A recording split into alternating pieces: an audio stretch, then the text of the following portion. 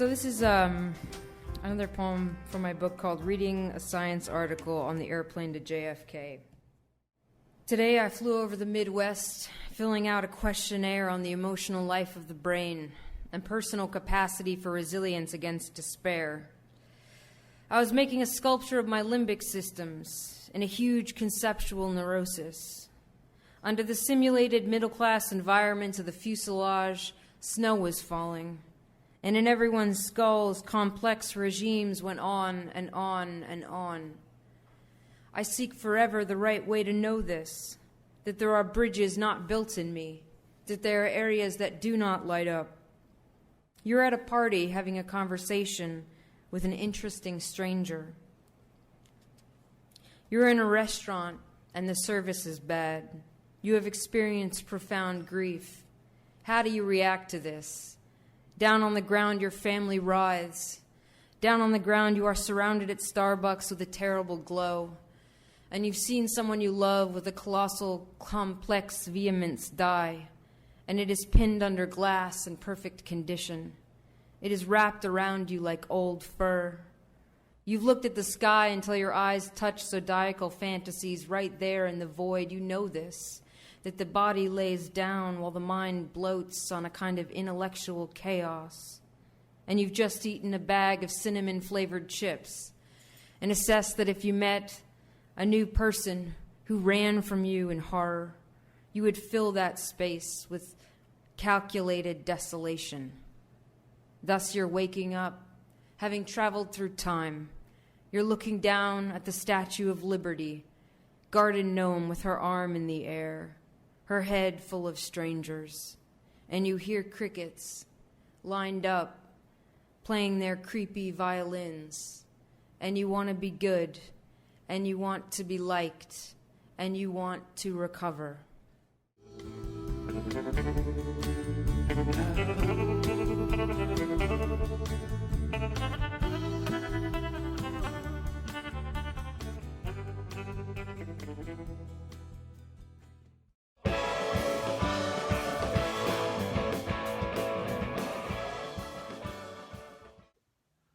Alrighty, Chris. The time machine's been working pretty well lately, so I think we should just, let's just take it for a spin, shall we? I'm MORST, and welcome to The Time Machine. This is where we go back in time using digital recording equipment to play back things from other times for ourselves, now. Now, I don't know much about the GOURDS, but they're from Austin, and they jam out pretty good. They're going to play a Dylan song for us here called Oh Sister, and I think you'll enjoy it. I met some really nice people in Milwaukee last night, Nicole and Alex, and Nicole's brother Pat came in and I said, would you do a song for my sister?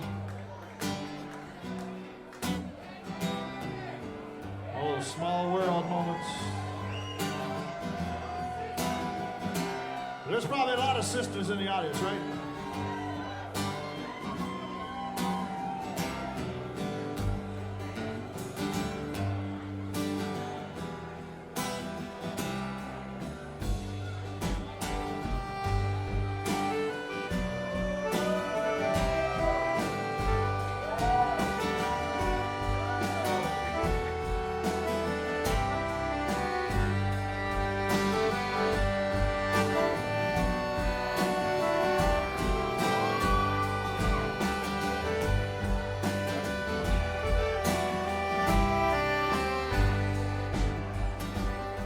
Sister, when I come to lie in your arms, you should not treat me like a stranger. Our father would not like the way that you act, and you must realize the danger.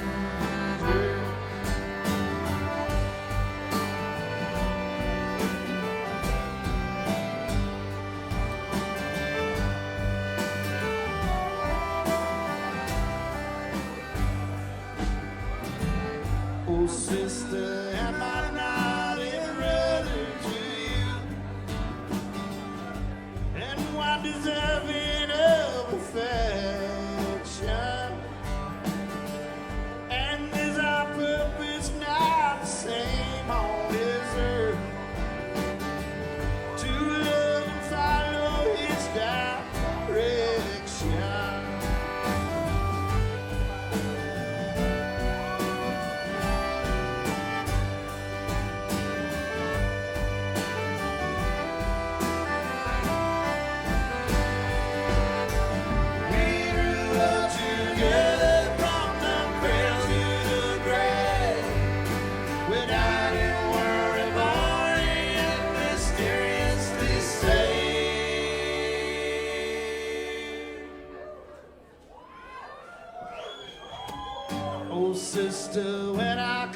to knock on your door. Don't turn away to create sorrow. Time is an ocean, but it ends at the shore. You may not see me tomorrow.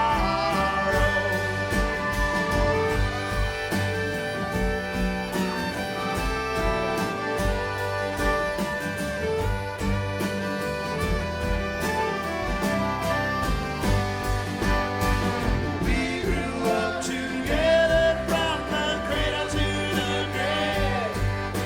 We died and were reborn yet mysteriously saved.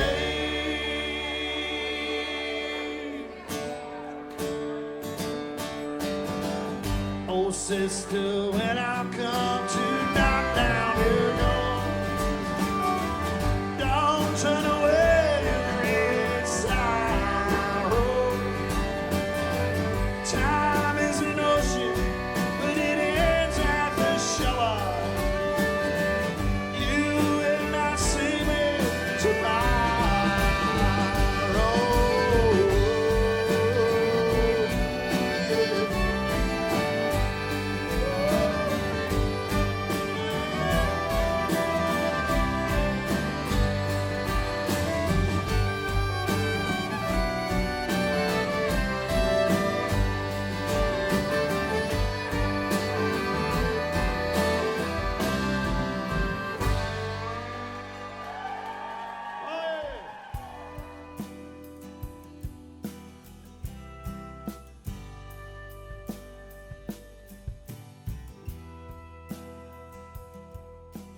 Bob Dylan is one of the most influential recording artists to have emerged in the 1960s.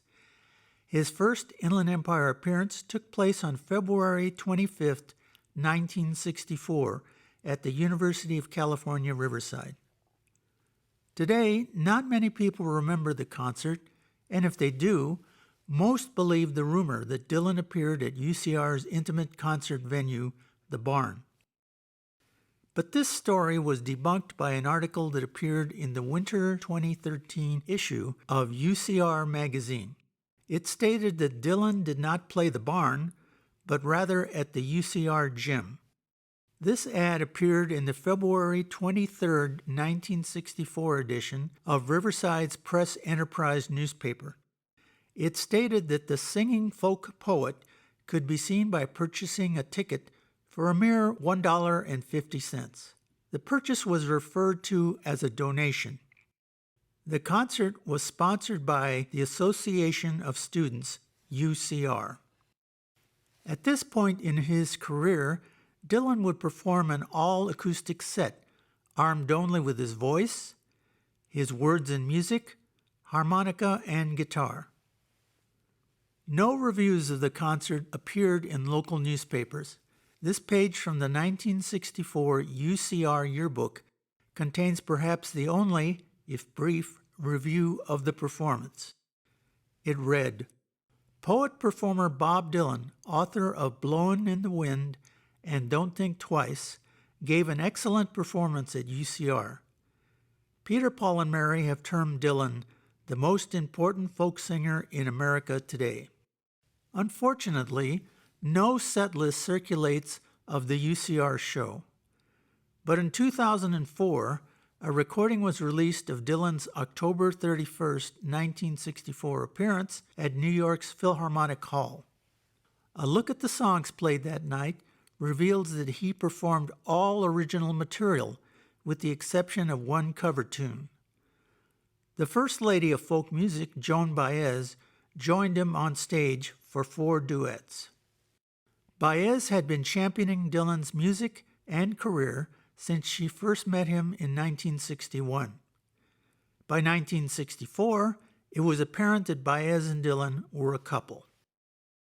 On February 27, 1964, 2 days after Dylan's UCR concert, former Redlands resident Baez gave homecoming concerts at Redlands High School and the University of Redlands.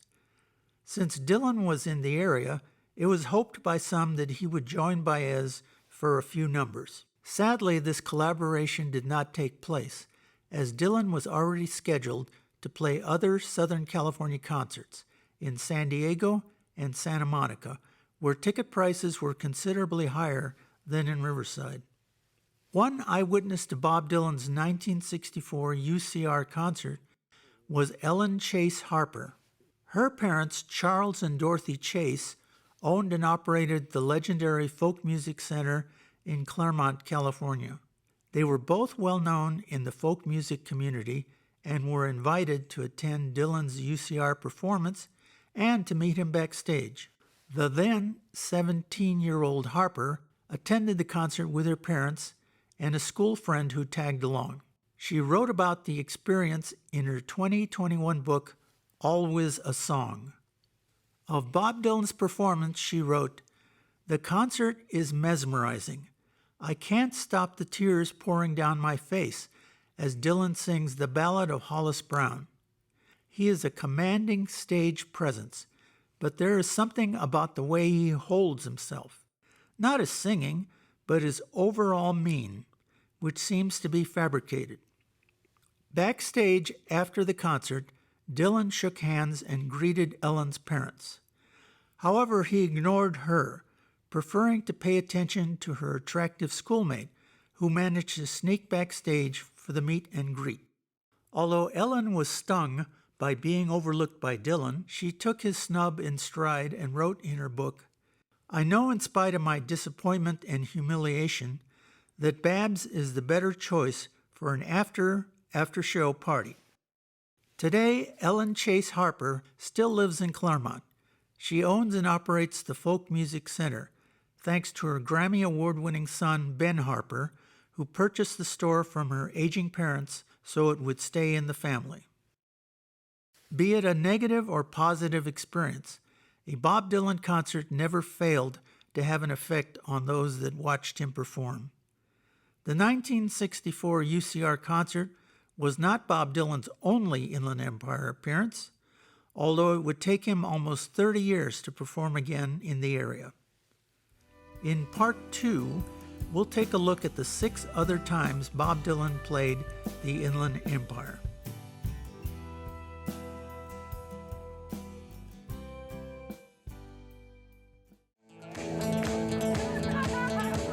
There's some very white people here.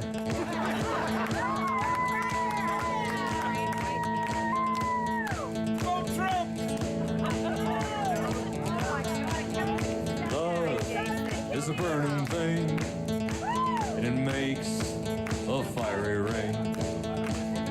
Bound by wild desire, I fell into a ring of fire.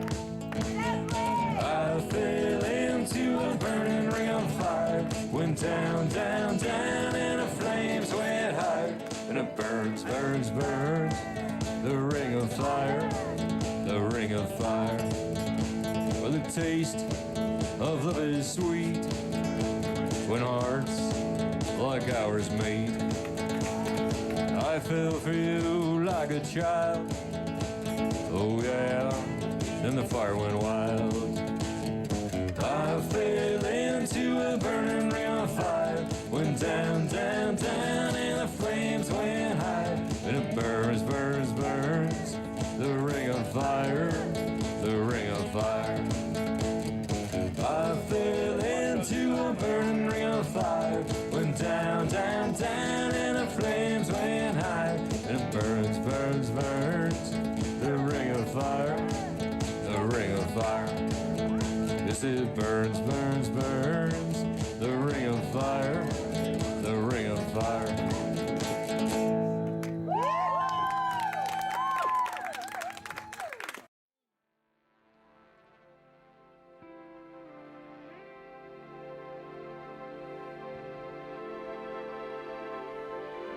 Welcome everyone, Dylan Box, back for another installment. Last time we kind of eviscerated Dylan and the Dead, so we promised to be kinder with our newest selection here. I'm your co-host, Ryan Harsch, and with me is... I'm Chris LeRoy, and we have a third partner in this one, and that's... Patrick Judy. Hey guys. Patrick Judy is with us too. So what are we looking at today that we're going to be nice with? Well, let's see. This was a new thing that came out in the midst of the pandemic, I believe, and it was a nice welcome surprise. So we have for everyone today, Murder Most Foul. Oh, there we go. Pop that right up there. JFK. So there was a big, long single. This kind of came right out, I believe, end of March, April-ish, and about 17 minutes long. Just came out as a single, promised to be part of an album, which we'll talk about another time. What were your thoughts? What did you think when this came out? When it came out, it was just stunning because, like David Bowie's last album, I always like when there's a surprise. You know, folks usually will, with Dylan, there's so much, Dylan informants that even if he goes walks by a studio, people will say Dylan's working on a new album and it's in Studio B and these are the people and he's planning to do these songs. No one knew anything about this, and then he said there's a new Dylan single, and you're pretty excited about that. I said, well, there's new content from Bob Dylan. Mm-hmm. Then I heard the song, and I wasn't prepared for the length of it. When I first listened to it, I did not know that it was that long. And just the length of it is some notoriety for that. And as the song unfolded, for me, that very first time, I was saying to myself, and I'm a lifelong Dylan fan, and followed every move in his career, and so I'm in a new place. I'm in a new spot. Here's this person of whatever age. How old is our friend now? He's about to be 80, I believe. Okay. Here's our young friend at 80, churning out a music that was new for me. Yeah, I mean, first of all, it was great to hear something original, some original content, because like you said, it got me excited because we hadn't really, the last 3 albums, I think, were all covers or they're like standards and things. So it almost seemed like he was warming up for this. But yeah, when I heard it, it was like the English major immediately latched on to how literate this thing was. And just how, like you said, he was telling this story, but then he was almost making it seem timeless in a lot of ways. He definitely gave you a setting, but then he dropped in a lot of references. Yeah. One thing I remember right after this came out, and I think it's still available, there was a playlist available on Spotify where you can have all the stuff he referenced throughout the song. He's talking about all kinds of things. There's a playlist made out of all those songs. That'd be fun. Yeah. If you had a month to sit down. Hey, I think we did after that. We had a little bit of time, so it was very timely, though, I felt, and it came at the right moment when the country was unsure. I don't want to compare it to that day in 1963 because I wasn't alive, but it was, maybe this moments in history that kind of echo each other in terms of the feeling and how kind of solemn people were and how scared and how unsure of what would happen next. And, with it being right when the country started basically literally shutting down. Mm-hmm. And everything we had, live music we were talking about and everything else, that unsurety was really echoed in the music. Yeah. But it wasn't like a downer or anything. It was just exultant in the fact that Dylan's back and he's doing this and he's got a message and it seems to be timely. It seems Absolutely. to be. It's kind of speaking to the now. How about you, Patrick, Judy? When you first heard "Murder Most Foul," what was that first impression? I was like, wow, and I was exhausted by the time it was done. I mean, I was amazed. I really wasn't sure if it was at first whether it was an older song that they were just now releasing. His voice sounded really good though. Mm-hmm. But I felt part of his could be autobiographical, and it did start out with the Kennedy assassination, and then it worked its way up through another couple of time periods. It seemed like it worked its way back to that point, though, at some certain parts, and I did feel that there was a certain bitterness too at some points, like don't worry, we got your replacement. Oh, already, yeah. There's right. lines like that. Yeah, that it's interesting. Yeah, you're right. That it does seem to kind of start with that assassination, and then to move in some other spaces, but the last images are still back on the tarmac or something, where it's just kind of this last comment, and that just the notion of this murder most foul, it's trying to address a wound that will never heal. Right. In '63, I was in third grade, and it literally stopped the country in its tracks. And there's been other tragedies in our country, but it seemed to be a modern tragedy. Like, this couldn't happen to us now, and it couldn't happen, to In our this time that we saw this, right? It really froze. It just froze people in space.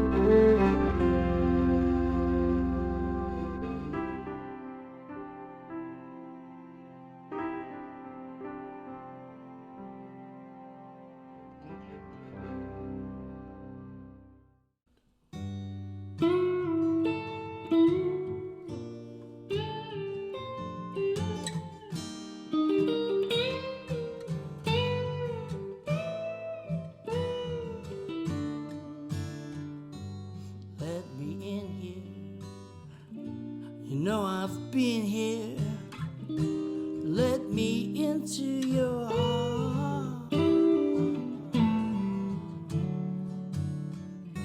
Let me know you, let me show you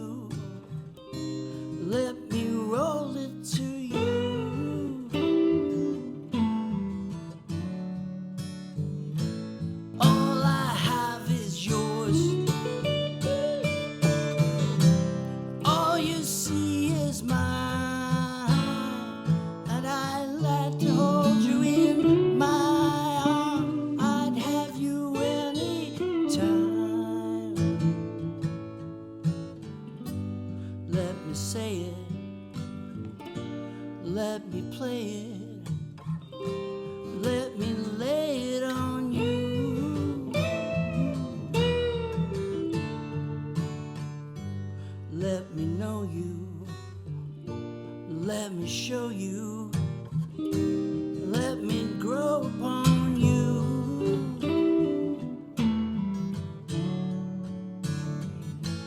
All I have is yours. All you see is mine. And I've got to hold you in my arms. I'd have you any time.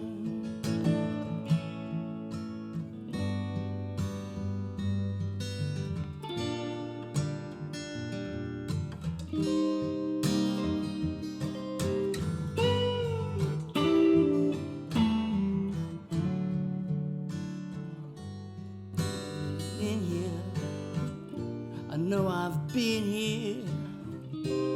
Let me into your heart.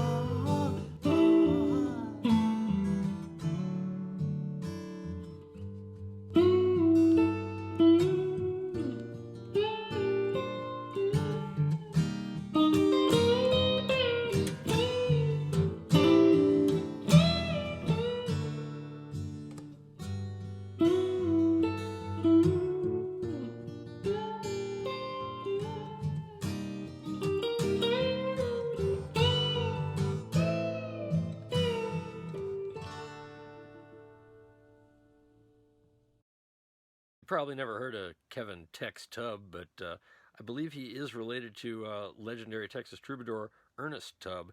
And Tex is a big Dylan fan. I met Tex, I think I met him when he was in line to go see Bob Dylan. And he gets there really early so he can sit close.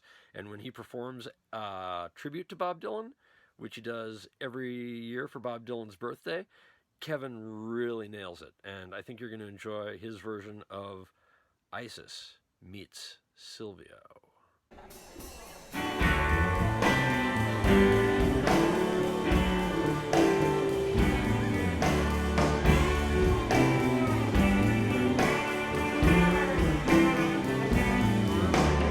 Stick my future on the hammer past. Looks like tomorrow is a coming on fast. Ain't complaining about what I got. Seen better times, but who has not? Silvio, silver and gold. About back the beat of a hot grown cold. Silvio, I gotta go. I'm gonna find out something only dead man know.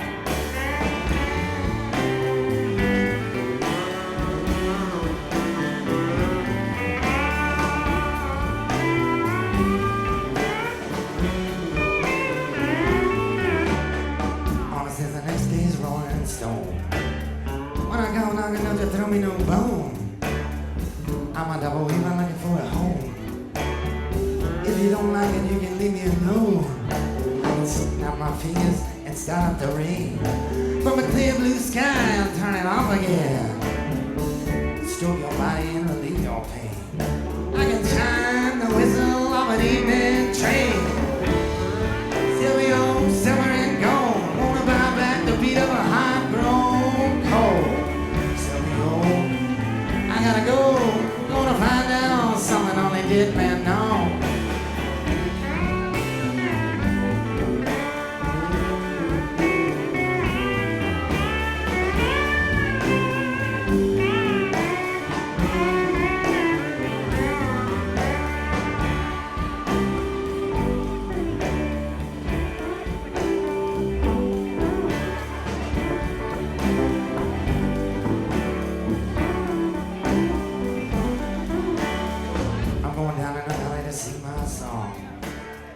Gonna sing it loud, gonna sing it strong. Yeah, I'm gonna sing it loud, sing it strong. Let the echo decide if I was right or wrong. Silvio, silver and gold. Wanna buy back the beat of a hot grown cold. Silvio, I gotta go. Gonna find out something only dead man know.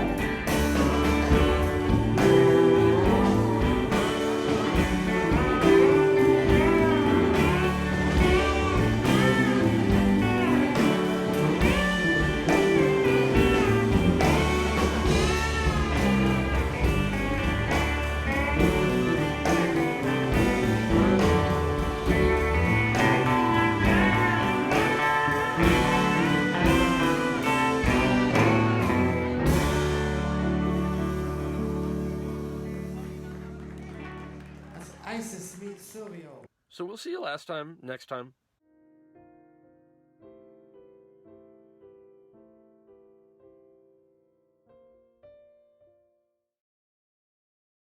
Got nothing for you.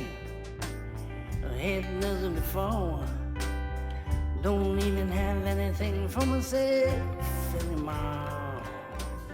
Sky full of fire, green pouring down. Nothing you can sell me, I'll see you around. All my powers of expression, and my thoughts sublime, could never do you justice in reason or rhyme. Only one thing I did wrong, stayed in Mississippi a day too long.